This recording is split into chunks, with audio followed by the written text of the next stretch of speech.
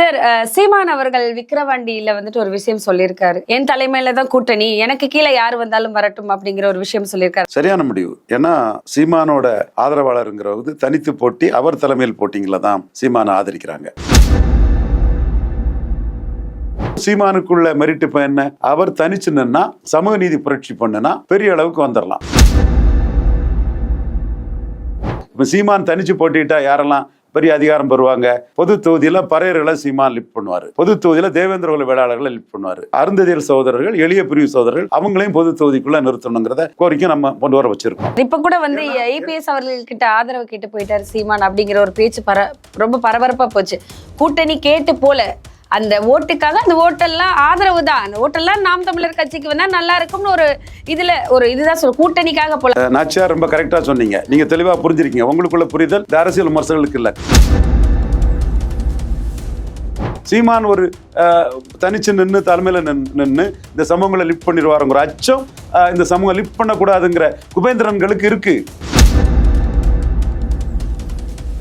நீங்க பாத்தீங்கன்னா இந்தியாவிலே சீமான் மட்டும்தான் இந்தியா கூட்டணியிலயோ என்டிஏல இல்லாம 2 மடங்கு ஆயிருக்காரு. இது பிஎம்ஓக்கு தெரியுது, மோடிக்கு தெரியுது, பிஜேபி ஸ்ட்ராட்டஜி டீமுக்கு தெரியுது. அதிமுக ஓட்டெல்லாம் சீமானுக்கு போச்சுன்னா திமுக அடுத்த இடத்துல நாம் தமிழர் கட்சியில சார் வரும், அதை அவங்க ஏத்துப்பாங்களா? அது நாம இன்னும் முடிவுக்கு வரல நாச்சியார்.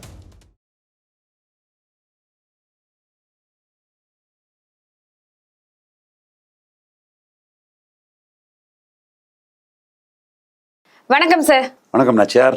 சார், சீமான் அவர்கள் விக்கிரவாண்டியில வந்துட்டு ஒரு விஷயம் சொல்லியிருக்காரு. என் தலைமையில தான் கூட்டணி, எனக்கு கீழே யாரு வந்தாலும் வரட்டும் அப்படிங்கிற ஒரு விஷயம் சொல்லியிருக்காரு. அதை எப்படி பாக்குறீங்க நீங்க? சரியான முடிவு. ஏன்னா சீமானோட ஆதரவாளருங்கிறது தனித்து போட்டி, அவர் தலைமையில் போட்டிங்கள தான் சீமானை ஆதரிக்கிறாங்க. ஸோ அந்த வகையில் சீமான் தனித்து போட்டிங்கிறதுல தான் 1.1, 3.8, 6.8, 8.2ன்னு அவர் ஜம்பிங்லேயே போயிருக்கிறாரு. அதுவும் குறிப்பாக நான் சொன்னது தேர்தலுக்கு முன்னே சொன்னேன், யார் வேணாலும் வெரிஃபை பண்ணி பார்த்துக்கலாம், தவறாக பொய்யா வீடியோ போடாதீங்க, ஆதாரத்தோடு போடுங்க. மக்களவை தேர்தலில் 2 மடங்கு வாக்கு அவர் ஜம்ப் பண்ணிட்டாருன்னா சட்டமன்ற தேர்தலில் 3 மடங்கு போவார் நான் சொன்னேன். மக்களவை தேர்தலில் 3.8 எடுத்தவர் 7.6 வந்தால் 6.8 எடுத்தவர் 20 வரை போவாருங்கிறதா என்னோட கான்செப்ட். அவர் 8.2 எடுத்துட்டாரு, 2 மடங்கும் கூட கொஞ்சம் மேலேயும் போயிட்டாரு. அப்போ சட்டமன்ற தேர்தலில் 6.8 எடுத்தவர் இன்னைக்கு 20% வாக்கு வர, மக்களவை தேர்தலில் 2 மடங்கு வந்தவர் சட்டமன்ற தேர்தலில் 3 மடங்கு உயர்ந்து 20% வாக்கு வரக்கூடிய கெப்பாசிட்டி அவருக்கு இருக்குது. ஈர்ப்பு சக்தி உள்ள ஒரு தலைவராட்டு களத்துக்குள்ள நிற்கிறார், சந்தேகமே இல்லாமல். சார், சில பேர்லாம் என்ன சொல்றாங்கன்னா, இப்போ ஒரு கொஞ்சம் கொஞ்சமா தான் அவர் முன்னேறாரு, இதுக்கப்புறமும் ஒரு 1% தான் உயரும், அடுத்து 8, அடுத்து 9 அப்படிதான் போவாரு, அவர் வந்துட்டு ஸ்பீடா போறதுக்குலாம் வாய்ப்பு இல்லை அப்படின்னு சொல்றாங்களே, அதை நீங்க இப்படி சொன்னவங்கலாம் மக்களவை தேர்தலில் 2 மடங்கு உயர்வாங்கன்னு யாராவது சொல்லியிருக்கிறாரா? என் அன்பிற்குரிய சகோதரன் குபேந்திரன் சொல்லியிருக்கிறாரா? மதிப்புக்குரிய மல்டி டேலண்டட் பர்சன், பல்கலை வல்லுனர் சுமன் சி ராமன்ஜி சொல்லியிருக்கிறாரா?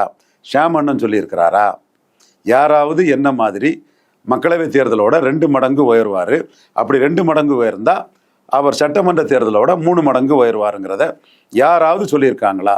குபேந்திரன் மனச்சாட்சியை தொட்டு சொல்லட்டு, இந்தியா டுடே மணி சொல்லட்டு, ஷியாம் அண்ணன் சொல்லட்டு, சுமன் சி ராமன் சார் சொல்லட்டு, இன்னும் எல்லாம் நம்ம சகோதரர்கள் தான். தமிழா பாண்டியன் நம்ம சகோதரன் அவர் சொல்லட்டு, இல்லை சவுக்கு சங்கர் சொல்லட்டு. சவுக்கு சங்கர் அப்போ வெளியே தானே இருந்தார். எடப்பாடி தானே 22 சீட்டு வரும்னு பெரிய வெடிகுண்ட தூக்கி வீசினார். நம்ம சொன்ன ஒரு சீட்டு கூட எடப்பாடி வரமாட்டாருன்னு, வராதுன்னு சொன்னோம். ஸோ நம்ம சொன்னது அதெல்லாம் நடந்திருக்குது. இப்போ நீங்கள் வந்து எஸ்எஸ்என் சர்வே நம்ம நண்பர் தான், ஒரு இது போடட்டு, நேர்மையானவர் நாணயமானவரானதா, யார் யார் என்ன சொன்னாங்க, யார் சொன்னது எது நடந்ததுன்னு அரசியல் விமர்சகர்கள் அவர் போட்டாருன்னா அது உண்மை தெரியும். நம்ம சொன்னது 10க்கு 8 தெளிவாக சரியாக இருக்கும், தப்பாக போனதே நம்ம சொல்லிடுவோம்.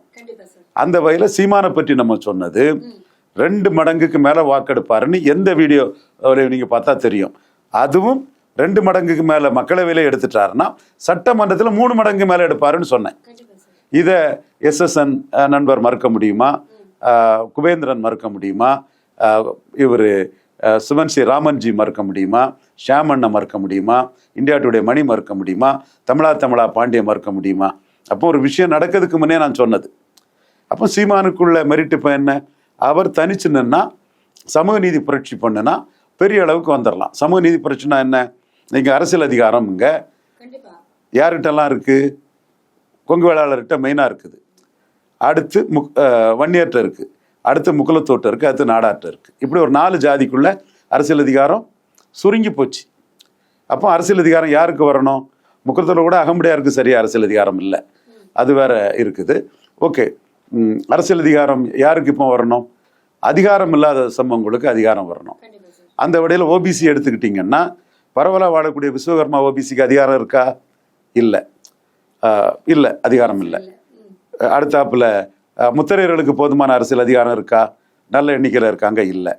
யாதவர்களுக்கு இருக்கா? இல்லை. செங்குந்தர்களுக்கு இருக்கா? இல்லை.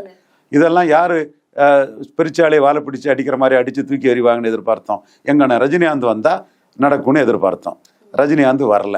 ரஜினிகாந்த் வந்தால் இதை நடந்துருங்கிறதுனால தான் நான் சொல்லக்கூடிய இந்த அரசியல் அதிகாரத்தில் இருக்கக்கூடிய ஜாதிக்காரன்லாம் அதுக்கு எதிராக இருந்தான்.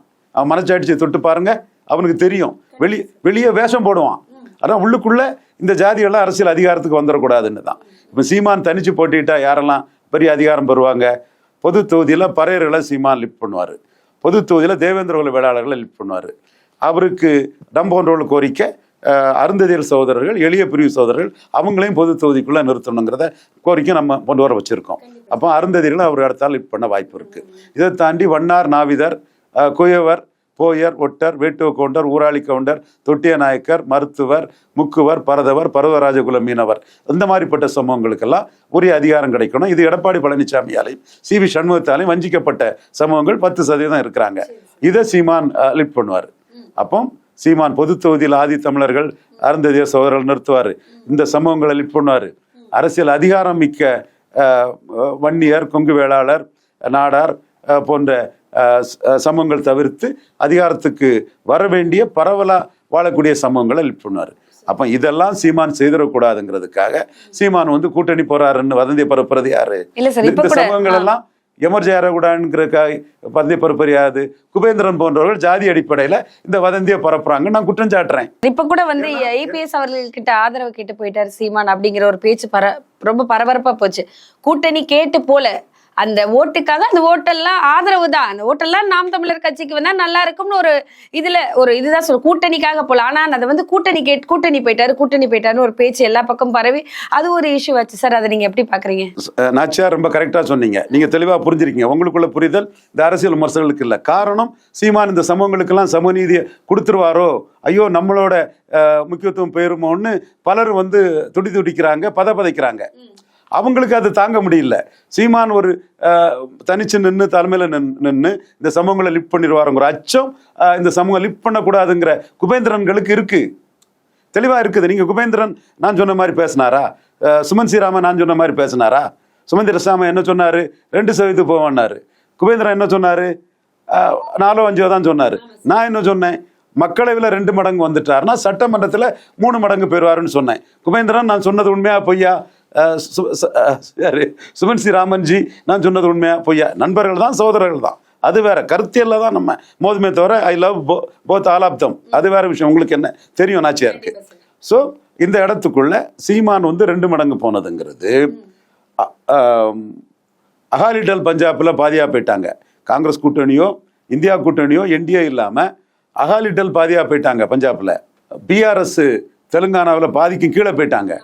மாயாவதி 2 கூட்டணியிலும் சேராம பாதி கீழே போயிட்டாங்க. ஜேஜேபி நம்ம கிரேட் தேவிலால் ஜியோட பேரன் துஷ்யந்த் சௌதாலா அவர் கீழே போயிட்டாரு, மகன் கீழே போயிட்டாப்புல.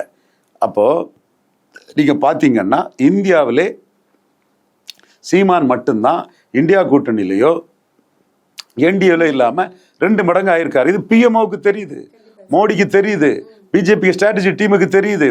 அவங்க பாக்குறாங்க, இப்படி ஒருத்தர் இந்தியாவிலே எழும்பி வந்துட்டாரா, யார் அவர், என்ன பின்னணியில வராங்கன்னு பார்க்கும்போது என்ன ரிப்போர்ட் ஐபி கொடுக்குது? ஒரு சில ஐபி அதிகாரிகள் கூட அந்த ரிப்போர்ட்டை மோடிக்கா கரெக்டாக கொடுக்கலன்னா மோடிக்கு பல சோர்ஸில் ரிப்போர்ட் போகுது. குஜராத் டீம் ரிப்போர்ட் கொடுக்குறாங்க, நம்மளை போன்ற மோடி வெல்விஷர்ஸ் ரிப்போர்ட் கொடுக்குறோம். இப்படி மல்டிபிள் சேனலில் மோடிக்கு பார்ட்டி ரிப்போர்ட் கொடுக்குறாங்க, RSS ரிப்போர்ட் கொடுக்குறாங்க, ஐபி ரிப்போர்ட் கொடுக்குறாங்க. அப்போ சீமானுக்கு எப்படி சீமானுக்கு மட்டும் இப்படி 2 மடங்கு போயிட்டுங்கிறதான் மோடிக்கு கேள்வியா இருக்குது.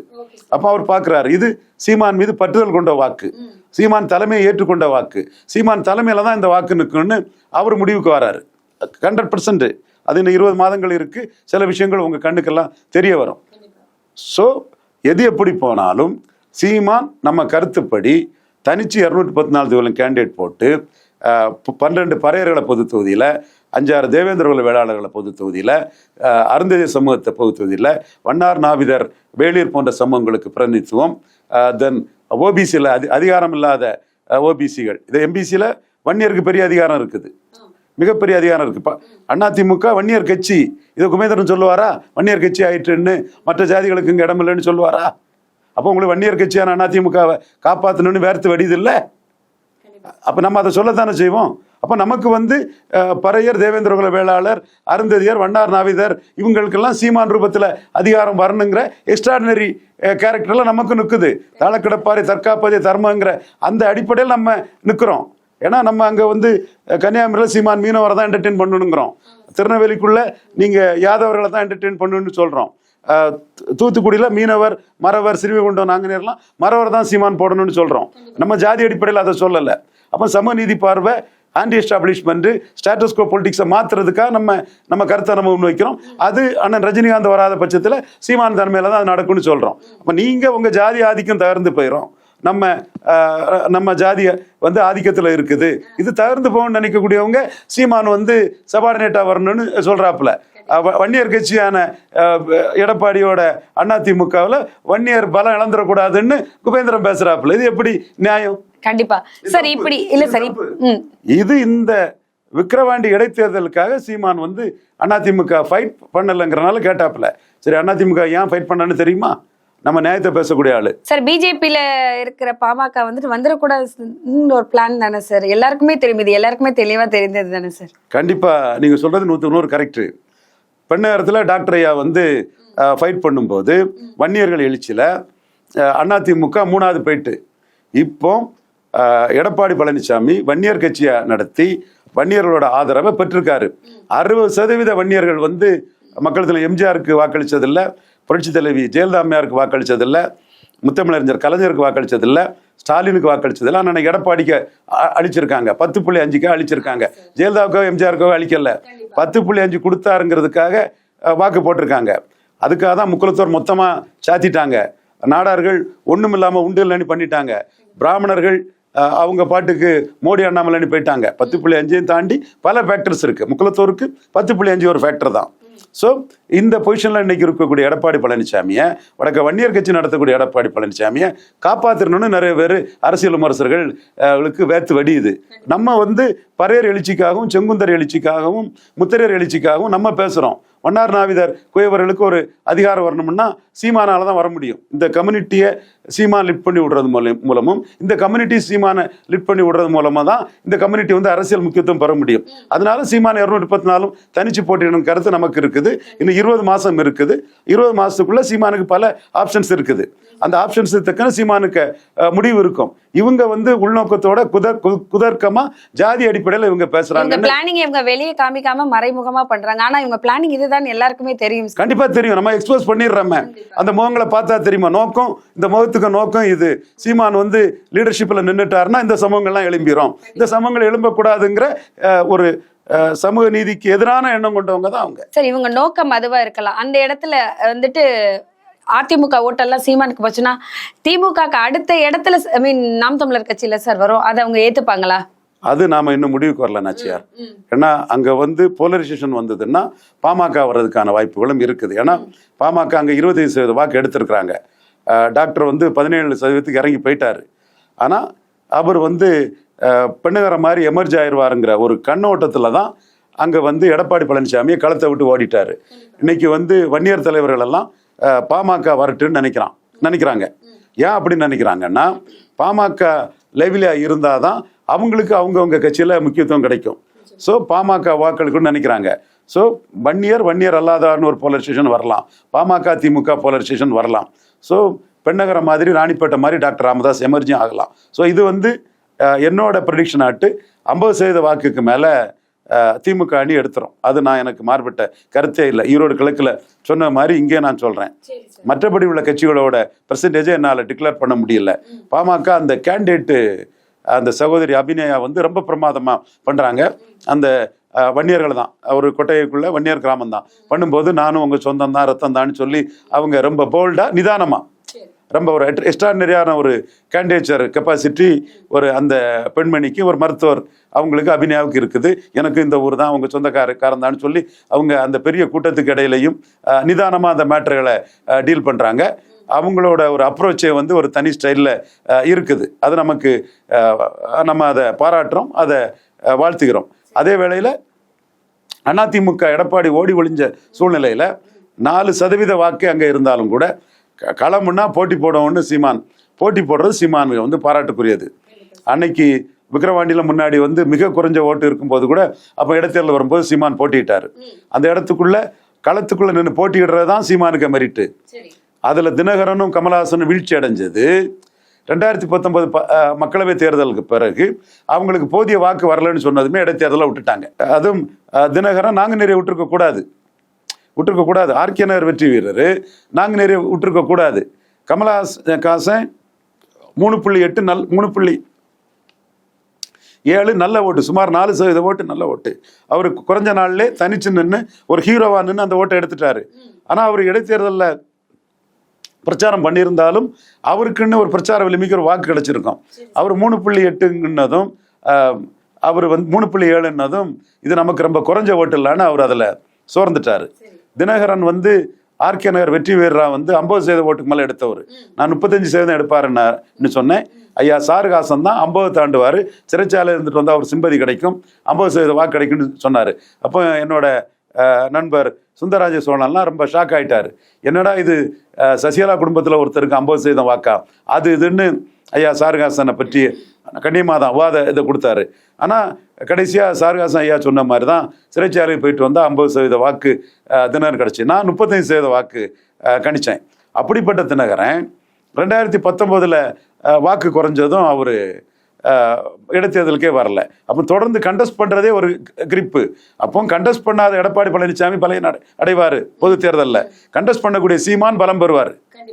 எப்படி கண்டெஸ்ட் பண்ணாத கமலஹாசனும் தினகரனும் பலகீனம் அடைஞ்சு கண்டெஸ்ட் பண்ண சீமான் 6.8 வந்தது மாதிரி இப்போ கண்டெஸ்ட் பண்ணாமல் களத்தை விட்டு ஓடின எடப்பாடி பழனிசாமி பொது தேர்தலில் பலகீனம் அடைஞ்சு கண்டெஸ்ட் பண்ணக்கூடிய சீமான் பொது தேர்தலில் பலம் பெறுவார். இது ஏன் கருத்து? இதுக்கு குபேந்திரன்ஜி என்ன சொல்றாரு, ஷியாமண்ணன்ஜி என்ன சொல்றாரு, சுமன் ராமன்ஜி என்ன சொல்றாங்க? அவங்க உடனே அதிமுக பாமக கூட்டணிக்காக பண்றாங்க, அப்படி கூட்டணிக்காக பண்றாங்கன்னு வன்னியர் கட்சியும் வெள்ளாளர் கட்சியுமான அதிமுகவை, சமூக நீதியை சூறையாடக்கூடிய அதிமுகவை காப்பாற்றுறதுக்கு சமூக நீதியை சூறையாடக்கூடிய ஒரு கூட்டம் முட்டு கொடுக்கக்கூடிய வேலையை பார்க்குறாங்க. நம்ம சமூக நீதிக்காக சீமான் தனிச்சுக்கிறதா கரெக்டாக இருக்குங்கிறத சொல்கிறோம். இது சமூக நீதிக்கும் சமூக நீதி ஆதரவாளர்களுக்கும் தாழ கிடப்பாரை தற்காப்பதே தர்மம்னு பாடப்படக்கூடிய உண்மையான நேர்மையான ஐயா தாழ்நிங்க நாடார் தொண்டன் ரவீந்திரன் துரைசாமிக்கும் சமூக நீதியை சூறையாடலுக்கு முட்டு கொடுக்கக்கூடிய சுமன் ராமன், ஷியாம் மற்றும் எக்ஸெட்ரா குபேந்திரர்களுக்குமான போட்டி 2026 மார்ச்சில் தெரியுது. சமூக நீதி போராட்டம் வெல்லுதா, இந்த சமூக நீதி சூறையாடலுக்கு முட்டு கொடுக்கவங்க ஜெயிக்கிறாங்களாங்கிறது தெரிய வரும். கண்டிப்பா சார். நன்றி சார். தொடர்ந்து பேசலாம். நன்றி.